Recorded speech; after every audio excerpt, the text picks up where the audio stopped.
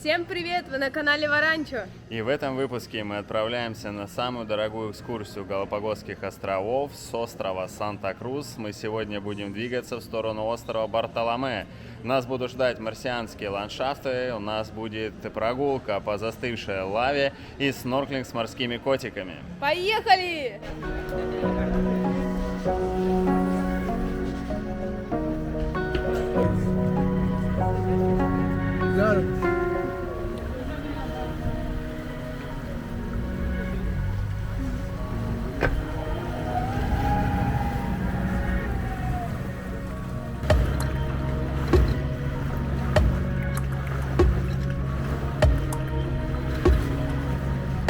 Сейчас мы будем кушать, нам здесь принесли завтрак, у нас в эту программу включен завтрак и обед.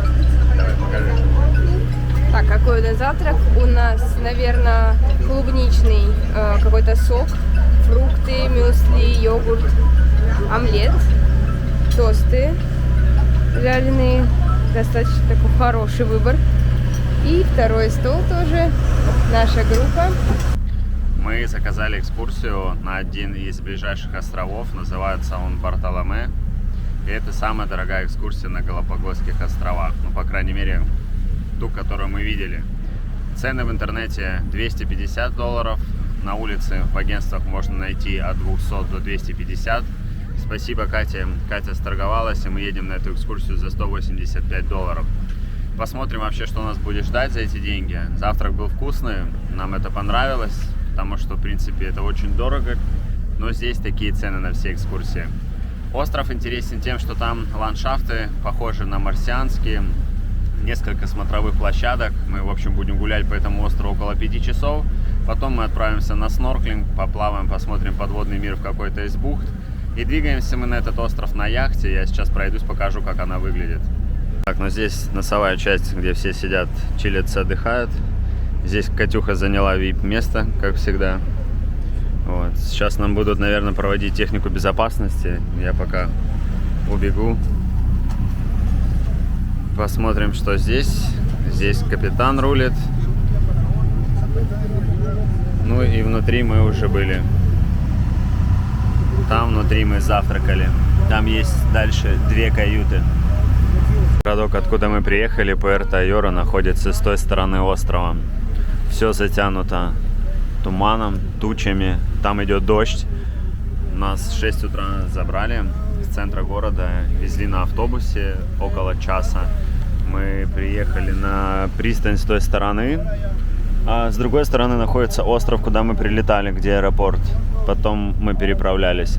В общем, нас сюда привезли, мы сели на маленькую лодочку. Как вы видели, доплыли на этот катер, точнее на яхточку парусную. И вот сейчас двигаемся. И также интересно, что здесь нету волн, хотя с другой стороны Пуэрто-Айора всегда большие волны.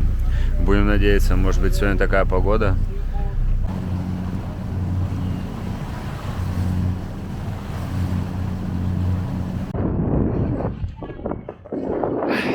Мы даже успели поспать. Мы шли сюда 2 часа, и мы уже приблизились к острову. Посмотрите, какая красота. Такое ощущение, как будто это какая-то лава, что ли. Такие интересные горы. Что-то наподобие вулканов. Сейчас будем обуваться, садиться на маленькую лодочку и двигаться уже на остров.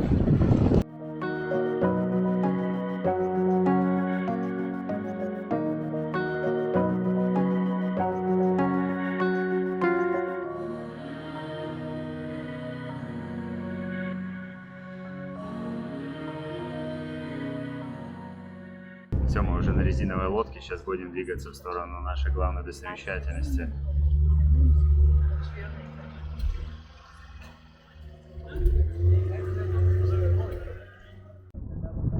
В общем, остров маленький, приблизительно километр.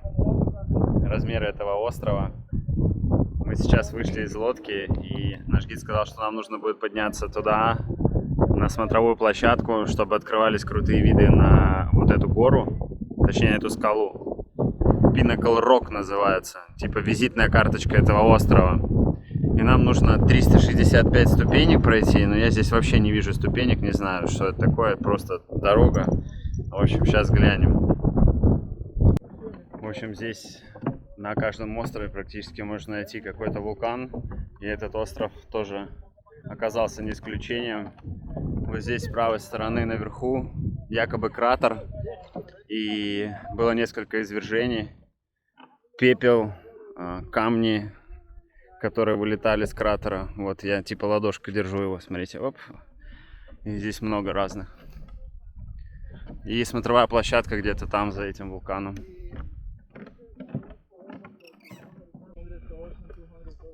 Так необычно выглядит застывшая лава, точнее не лава, наверное, а место, где она стекала. Вот здесь видно такие полосы. Вот. Смотрите, какой смешной кактус. Это лавовый кактус. Вот он. Круто. На каждой смотровой площадке наш гид рассказывает нам целую тираду историй про геологию. Как это все здесь появилось, какие виды извержений бывают, какие вулканы здесь есть. В общем, если вы от этого тащитесь, вам по-любому надо сюда ехать. Здесь разные камни, которые вылетали с кратера вулкана. Разной формы. Вот этот, например, легче, чем вот этот. Этот тяжелее. Здесь есть еще один, самый тяжелый. О, вот этот, его нельзя поднять. Да. О. Один из них вылетел, и Катя его поймала руками. А ну, приподними его. Камни пористые, потому что внутри находится газ, и он лопается. Поэтому они как типа губка. Вот, несмотря на то, что он большой и огромный, он не такой тяжелый. Ну да, я его... держи! Так, тут развилка на смотровую площадку. И уже, мне кажется, на самую верхнюю, финальную смотровую площадку. Но мы сейчас посмотрим, что здесь есть. Потому что Катя фотографирует кого-то. Наверное, виды крутые. Сейчас. Так. Очень красиво, но дует сильный ветер. Я надеюсь, меня хорошо слышно. И вот уже торчит скала. Пеникал или Пенинкал. В общем, как-то она называется. Визитная карточка этого острова. Сейчас пойдем наверх. Ну тут хоть уже пошли ступеньки. Но я не могу сказать, что их 365. Может и 365. Но мы практически не устали. Мы поднялись на самый верх. И вот они, 250 баксов. Друзья, в конце этого видео не забудьте написать в комментариях, стоит ли эта экскурсия 250 долларов или нет. А сейчас мы посмотрим, ради чего мы ехали на этот остров. Здесь все фотографируются. Но мы сейчас обойдем, я покажу вам вид. Вот он, этот вид. Да, конечно, цвет воды, особенно там, просто шикарный. Я сейчас увеличу, не знаю, видно на видео или нет. Ландшафты такие необычные, дует сильный ветер. Я боюсь, чтобы моя кепка не улетела. И вот он. Красиво? Там еще что-то наподобие маяка стоит. Сейчас тоже посмотрим. Вот оттуда мы начали идти. Ну, конечно, тропу все не видно. Я поднялся немножко выше, чем все остальные. Там наш гид наконец проснулся. Начал делать фотографии всем крутые. С классными видами. А вот этот маячочек. Да, конечно, красиво. Практически на краю света. И людей нету. В нашу программу еще входит снорклинг. Я думаю, что мы будем снорклиться с той стороны. И я рассчитываю на что-то мега невероятное, потому что мы еще здесь не снорклились. Это наша первая экскурсия, первый снорклинг. Вот он всем делает хорошие фотографии. Да, конечно, фотки классные. Молодец, что предложил, потому что все толпились и фотографировались сами. И было не так круто.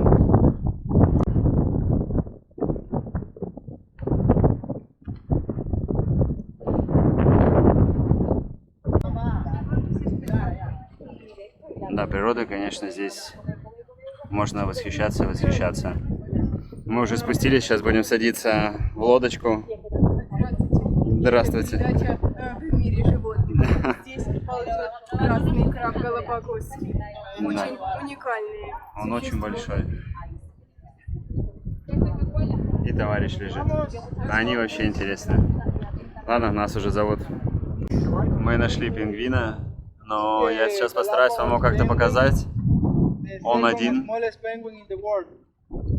The second smallest penguin in the world, also endemic from Galapagos, is the only penguin you can find in the tropical area of the planet. The biggest population in the Вот west, он, 95% in the west. товарищ пингвин. This area, Я надеюсь, we have вам a видно. population only 30 of them. Один из самых маленьких видов пингвинов в мире. Here in Bartolomea and Santiago, we have only 30 of them. Aquí en esta zona solo hay unos 30. There is a shark over there, shark in the water.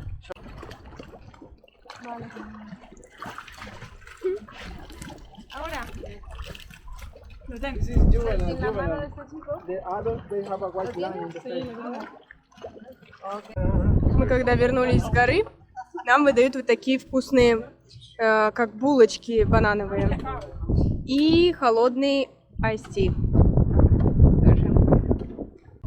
Мы вернулись со снорклинга, плавали мы возле острова Сантьяго. Это просто обалденное место. Я впервые плавала рядом с черепахой. Плывешь, и вдруг подплывают к тебе два морских котика. Это просто невероятное ощущение, классно.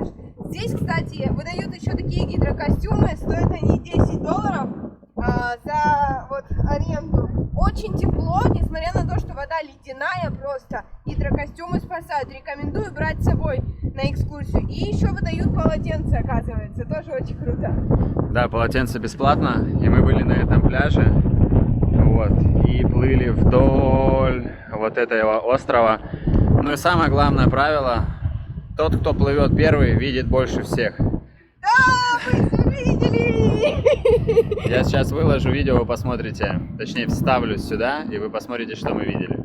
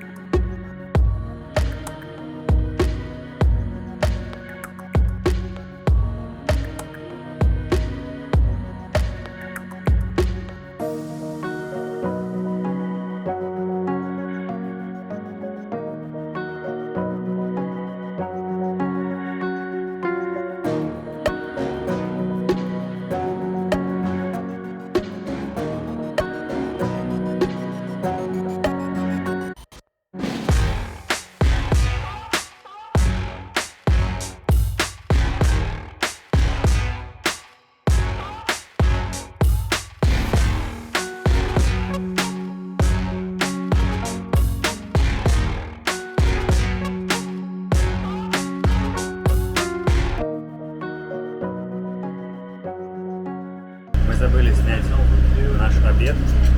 Сейчас только вспомнили, когда мы уже кушали, потому что мы очень голодные и у нас очень много впечатлений. В общем, нам на обед сегодня дают курочку. Здесь можно было предупредить ну, гиды, которые вы покупали в конторе, там спрашивают, хотите рыбу, там, например, вегетарианцев или курицу. Мы заказывали курицу, нам принесли курицу, здесь рис, салат и сок какой-то. Салат, рис, это бобы, свекла, помидорка. Вкусно. Все очень вкусно.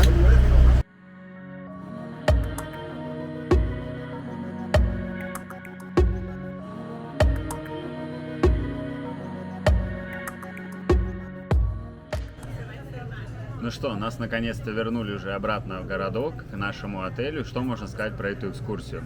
Если бы мы сегодня не поплавали с морскими котиками, что мы не делали никогда в жизни, если бы мы сегодня не увидели морских гигантских черепах, то впечатления об этой программе не были бы такими положительными, позитивными, какими они сейчас есть. Экскурсия на самом деле дорогая. Несмотря на то, что нас кормили 2 раза и очень вкусно и плотно, было заявлено, что 80% будет трекинг по горам и 20% снорклинг, что не соответствует действительности. Гуляли мы по горам где-то минут 40 в общей сумме, плавали мы час. Но снорклинг, конечно, все спас. Но такой ландшафт, как мы видели там, мы еще нигде не встречали на Галапагосских островах. И не зря говорят, что это место является визитной карточкой этих островов. Подписывайтесь на канал, ставьте лайки, спасибо за просмотры, до скорых встреч!